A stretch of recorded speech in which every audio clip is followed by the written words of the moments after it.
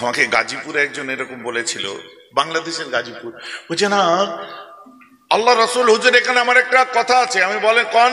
বলছে আল্লাহ রসুল দিন দুনিয়ার বাদশাহ, তিরমিজি শরীফের এত নাম্বার, আন্তর্জাতিক নাম্বার, মুসলিম শরীফের 390 নাম্বার, 89 নাম্বার হাদিসের মধ্যে বলছেন কিনা। বসে আছি দরবারে, হঠাৎ করে একটা ছেলে এলো। আসসালামু আলাইকুম, ছেলে মানে একটু বয়সী হয়েছিল। আসসালামু আলাইকুম মহারাজ সাহেব, ভালো আছেন? আমি ওয়ালাইকুম আসসালাম। হুশ করে ঢুকে বলছি আপনার কাছে আমার একটা প্রশ্ন ছিল। আমি দেখছি না জান, একজন বলবে ভাইজান আমার আর একটা প্রশ্ন আছে। বলে কি? বলে হাতের নিচের চুল কাটবো কি কাটবো না, ফয়সালা 40 দিন সর্বোচ্চ দেওয়া আছে। কোমরে নাভির নিচের চুল কাটবো কি কাটবো না, আমাদের ফয়সালা 40 দিন দেওয়া আছে। কিন্তু আমাদের বুকে যে চুল ওঠে ওটা রাখবো না কেটে দেবো, ওর ফয়সালাটা কোথায় হবে? কোরআন হাদিসে কোথায় লেখা আছে একটু দেখিয়ে দিন।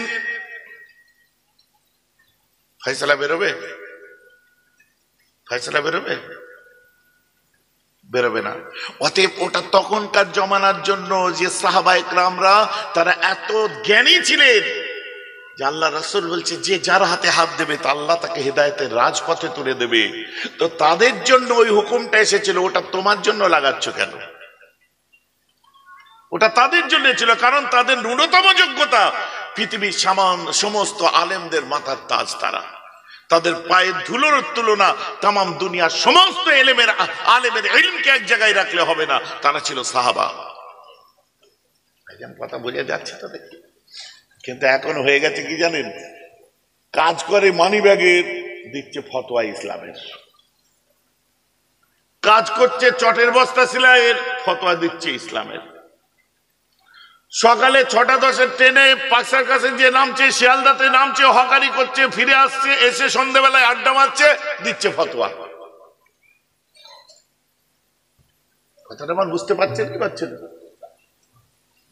আরে ফতোয়ার যে জোর সে শুনলে আবার অবাক হয়ে যাবে। সঙ্গে সঙ্গে বলছে বোখারিতে আছে, মুসলিমে আছে, এতে আছে, ওতে আছে। বাপ রে বাপ, এই বক্তা কি ভুল বলছে? এই দেখ দেখ মোবাইলে টুক করে বাদে, এ দেখ কি ভুল বলছে। হ্যাঁ ও ভুল বলছে না, ও ঠিকই বলছে। কিন্তু জাহেল তুই কি করে জানলি ও ঠিক বলছে? তোর বিদ্যাটা আছে কোথায় যে ও ঠিক বলছে না ভুল বলছে তুই বুঝবি? ভাইজান আমার কথা বুঝতে পারছেন?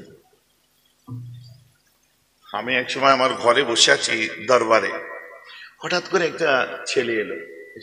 আসসালামু আলাইকুম, ছেলে মানে একটু বয়সী হয়েছিল। আসসালামু আলাইকুম মহারাজ সাহেব, ভালো আছেন? আমি ওয়ালাইকুম আসসালাম। হুশ করে ঢুকে বলছি আপনার কাছে আমার একটা প্রশ্ন ছিল।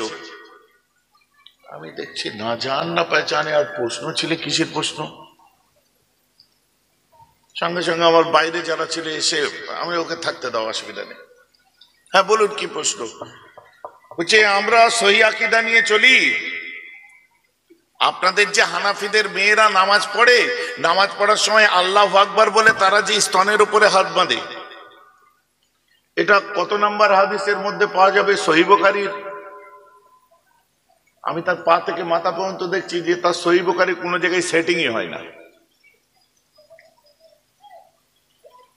ও ডাক্তার জাকির নায়েকের বক্তব্য শুনেছে, ও আহমদ দিদার বক্তব্য শুনেছে, ও ফোড়ন কাটা কতগুলো গায়ের মুকাল্লিদিন সব বার হয়েছে যারা সারা বিশ্ব যাদেরকে কোনো চারানা পয়সা মূল্য দেয় না। সারা পৃথিবীর সব থেকে বেশি আজকে নেটে সার্চ মেরে দেখুন যে দলটা আছে তার নাম হলো আশারি মাতুরিদি, যেটাকে পূর্ব ভারতের সিলসিলায় ফুরফুরা শরীফ বলা হয়। বুঝতে পেরেছে? কোনো আকল নেই এদের। কালকে শিয়ারা ইনফ্লুয়েন্স করবে, ইনফ্লুয়েন্সার শিয়াদের আসবে, শিয়া হয়ে যাবে। আজকে আহলে হাদিসরা করছে, আহলে হাদিস হয়ে যাবে। কালকে আরেকজন করবে, কাল তাদের হয়ে যাবে। এদের না নীতির বাপের ঠিক আছে না নীতির মায়ের ঠিক আছে। কথা বুঝতে পারছেন? ওর বাপ মায়ের ঠিক আছে তা বলছে না, নীতির বাপ ঠিক আছে না নীতির মা ঠিক আছে। ও আজকে এর বাপ পছন্দ তো কার ওর বাপ পছন্দ। আর তারপরে ঢেকি দেখেছেন? ঢেকি ঢেকি দেখেন, দেখেছো ঢেকি? দেখেছো ঢেকি? লাতির ঢেকি চড়ে ওঠে না, একটা কথা আছে না? ওর পাছায় যখন শর্ট পড়বে মাথা এরকম তুলবে, এদিকে চালবে ক্যাঁচ ক্যাঁচ শব্দ, ওদিকে চালবে ক্যাঁচ ক্যাঁচ শব্দ। যখন পড়বে গর্তের বাইরে না ভেতরে, ও এখন পাছায় শর্ট লেগেছে একটু এদিক ওদিক চালছে, সময় আছে অপেক্ষা করো, ও গর্ততেই পড়বে রে পাগল, তোর ঘরের ছেলে তোর ঘরেই আসবে। কারণ এই মাত্র ফোনটা কিনেছি, এইমাত্র ফোনটা কিনেছি, 10টা অ্যান্ড্রয়েড ফোন চেঞ্জ করুক, ও রাত গেলে অটোমেটিক খুলে যাবে। এখন নতুন নতুন সার্চ মেরেই দেখছে, তাহলে হেভি লাগছে তো। কথা বুঝতে পারছেন? বড় চুল রেখে বক্তব্য দিয়েছে, এতদিন আমার কাঁধ পর্যন্ত চুল ছিল, বুঝলেন? এই উমরা করে আসার পরে চুলে যে ছোট, আমাকে আমার বক্তব্য শোনাচ্ছে, হজরত क्या ये गलत बोल रहे हैं।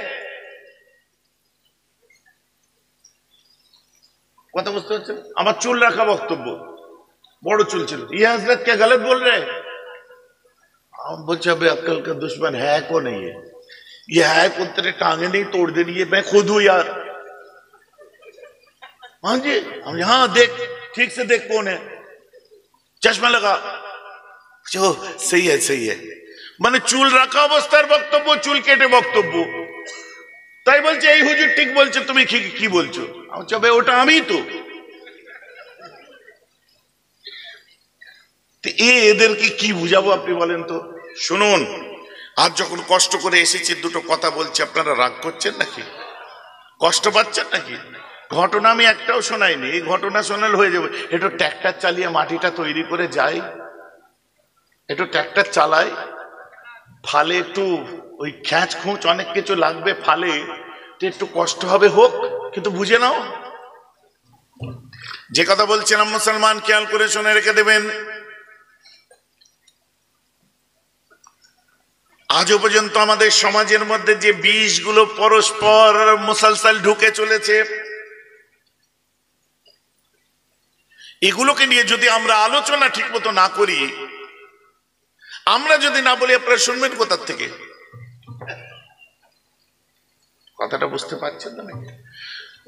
তো আপনাদের হানাফিদের মেয়েরা এসে হাত বাঁধে এই যে স্তনের উপরে, এটা কত নম্বর হাদিস আছে? সহিহ বুখারীর মডেল দেখছেন, দূর দূর পর্যন্ত সহিহ বুখারী কোন জায়গায় টাচ হয় না তার।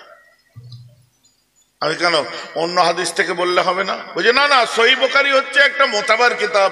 আপনারা আলেম মানুষ, সহিহ বুখারী থেকে বলতে দোষ কি? না অন্য হাদিসের কিতাব থেকে বলি না, না না বুখারী থেকেই বলেন। ভেঙে নিয়েছি আমি আগে, বুঝতে পেরেছেন? আচ্ছা আচ্ছা ঠিক আছে ভাই, আমাদের মেয়েরা কোথায় হাত বাঁধে? এই যে স্তনের উপর বাঁধে। ও আচ্ছা, তাহলে ওটা কি হাদিসে নেই? দেখিয়ে দিন, আছে তো। হাদিসে আমি পরে দেখাবো। তুই হানাফিদের মেয়েদের ওই জায়গায় চোখ দিয়ে দেখলি কেন, আগে তার জবাব দে। বুঝতে পারছেন? ওরা স্তনের উপর হাত বাঁধে, কাদের? হানাফিদের বউ। হানাফি কারা? জোরে বলুন তো। আমাদের বউয়ের অসভ্য লোক, তুই ওই জায়গায় তাকিয়ে দেখলি কেন, আগে তার জবাব দে। ও আমি দেখবো আমার বউ, তুই কেন দেখেছিস, আগে জবাব দে। কথা ঠিক বলছে না ভুল বলছি? তুই দেখলি কেন, আগে তার জবাব দে। আমি দেখলাম একে এই মার মারতে হবে, তখন ও বলছে না আমার বউটা ওখানে বাঁধে, সেখানে দেখেছি। আমি তো নিজেরটা সামলাগে যাও না, আমাদেরটা নিয়ে পড়েছে কেন? তোর বউটা সামলাগে যা, তুই আমাদেরটা নিয়ে বলছিস, মরছিস কেন? শোনো কি, আমাদের মেয়েরা বুকে যে হাত বাঁধে, ওই যে কেন তারা সতেরের উপর হাত বেঁধে ঢেকে তারা আবরুর সাথে নামাজ পড়ে, এটা তুমি আন্তর্জাতিক নাম্বার তিরমিজি শরীফ খুলো, তা আপনার মুসলিম শরীফ খুলো, 389 নম্বর হাদিসের মধ্যে আল্লাহ রসুল পরিষ্কার বলে দিচ্ছেন যে তোমরা তোমাদের হাতটাকে বুকের ওপরে তুমি বাঁধতে পারো, ডান হাতের বাহু দিয়ে বাঁ হাতের বাহুটাকে ধরো, এবং তোমরা কাঁধ পর্যন্ত হাত নিয়ে যাও। এই দেখুন আমাদের মেয়েরা কাঁধ পর্যন্ত হাত নিয়ে এলা মান কাবাই, কাঁধ পর্যন্ত হাত নিয়ে যাও, তারপর হাত বাঁধো। কথাটা আমার বুঝতে পারছেন? মা বোনেরা ওয়াজ শুনছো তো নাকি গো? তোমরা কোথায় হাত বাঁধো এটা তুমি পরিষ্কার পেলে। এখন তুমি বলো, তুমি বলেছো কি বলে না বোখারিতে নেই? বোখারিতে আসছি তো, আসবো না কে বলেছে? তোমরা বেটা ছেলেরা যে এবারে বুকের ওপরে হাত বাঁধো, আমি বিভিন্ন জায়গায় দেখেছি কথিত আহলে হাদিস যারা, তোমরা যে বুকের ওপরে যে হাত বাঁধছো, এই বুকে হাত বাঁধা বোখারির কোন হাদিসে লেখা আছে একবার দেখিয়ে দে খোদার কসম, কাল থেকে আমি 10,000 মানুষ নিয়ে বুকে হাত বাঁধবো। দেখা বোখারি না সই এমনি খোঁজাইমার মধ্যে চলবে না, তার মোতাবার কিতাব বোখারি বলেছো তুমি। কথাটা আমার বুঝতে পারছেন কি পাচ্ছেন না?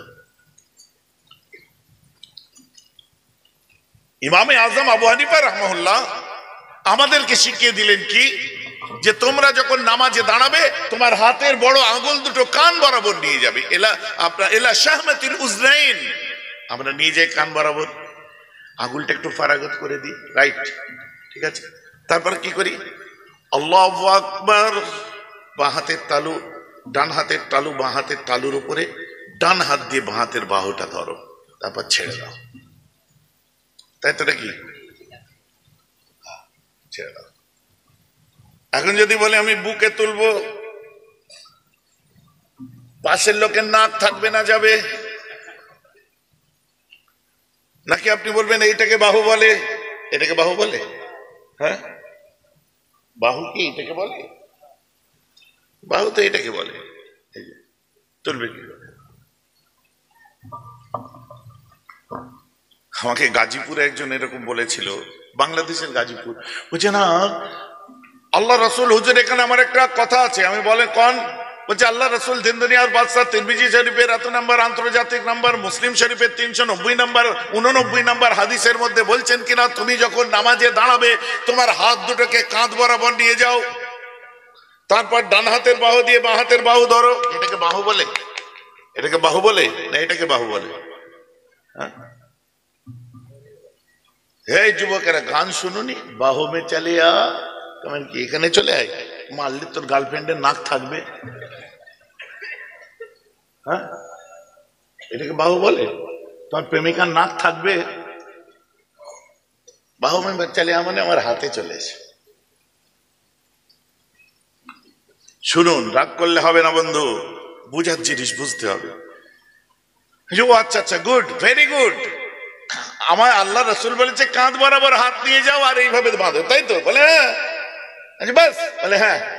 আমাকে ইমাম আজম আবু হানিফা বলেছে তোমার হাত কানের আঙুলটা, দুটো বড় আঙুলকে কান বরাবর নিয়ে যাও, বলছে আমি আল্লাহ রসুলেরটা শুনবো না, ইমাম আজম আবু হানিফারটা শুনবো, इसी में सारे का दिमाग धुल जाते हैं, सही में सारे एक ही बात कहेगा कि मैं क्यों सुनूं दूसरे किसी का, जबकि रसूल अल्लाह फरमा रहे हैं कि तुम अपने हाथ को कंधे बराबर ले जाओ, इला मन कब है, चूंकि मैं क्यों सुन लू ये इमाम आजम আবু হানিফা কে, মাথায় আসবে আমি আবু হানিফার কেন শুনবো, নবীরটাই শুনবো, তাহলে আমি কাঁধ বরাবর হাত নিয়ে যাব, নিয়ে যাচ্ছে আহলে হাদিসটা, তুমি কাঁধে নিয়ে যাও, কপালে নিয়ে যাও, পায়ে নিয়ে যাও, পেটে নিয়ে যাও, নাভিতে নিয়ে যাও, কানের মধ্যে, তোমার ইচ্ছা, অ্যাজ ইউর উইশ। আমি আবু হানিফা যেটা বলেছে সেটা করব। এখানে বলবেন গায়ের জোর না, বলে আমি ওকে বললাম হুজুর আমাকে ইমাম আজম আবু হানিফা বলেছে কি কান বরাবর নিয়ে যাও, তাহলে আপনি আমার কথার উত্তর দিন। 389 নম্বর হাদিসে আল্লাহ রাসূল বলেছে হাত কাঁধ বরাবর নিয়ে যাও, আঙুল বলেনি, কি বলেছে জোরে বলো, হাত, এইটা হাত না এইটা হাত, ইয়েস।